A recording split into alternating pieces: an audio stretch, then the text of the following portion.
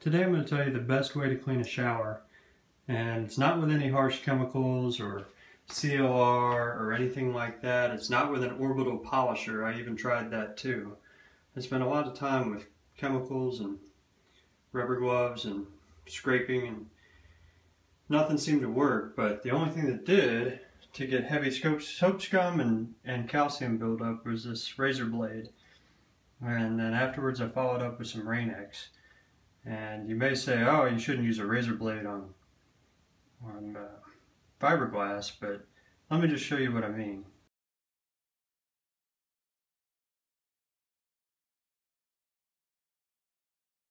This is a scraper I picked up at Home Depot for maybe 10 bucks, and it's got a razor blade I used on there. Very important not to use too much pressure, and think safety when you use these things in case you slip. But if you can hear the imperfections stuck to the fiberglass. And a lot of people are going to post that, oh, I'm scraping off the top layer of fiberglass, but you're really not, and I'm not pushing very hard. So once you go back and forth a few times, you can hear the difference between where you've done and where you haven't. Like here is not very bad, but here you can hear it really starting to pick up and add a lot of stuff. And if you look at the edge of the razor blade, it's starting to get a bunch of stuff on it.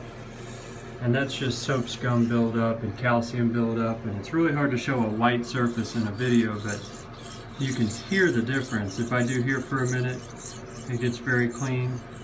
And then I'm going to move down here, and you can hear the stuff scraping off. So yeah, I know it sounds crazy to do an entire shower with this one little razor blade, but if you got some extra time and you really want to get it clean, and you only want to do it once, you can Rain-X it afterwards, and then it'll keep the water from building back up on it. All these little spots on this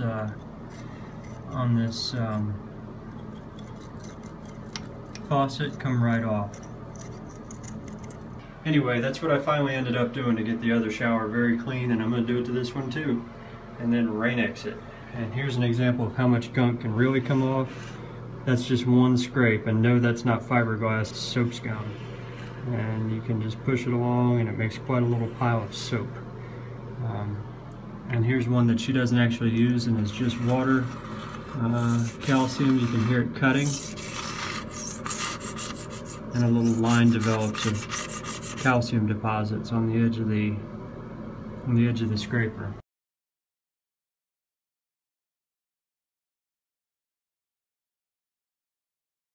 So here we have the completed shower, and I say completed, I left one square undone so I can do a demo of what the difference is. You can kind of even see my reflection, and the reflection of the toilet, and the reflection of the room in the fiberglass. But what I'm going to try to do is show an angle here that's hard to see because there's no context. But if you look at the angle of the fiberglass there, but there's no spots, there's no calcium, there's no soap scum, and it's perfectly smooth. It's very quiet. And you can hear it's very quiet over here. But when I moved to the one square, I did not scrape.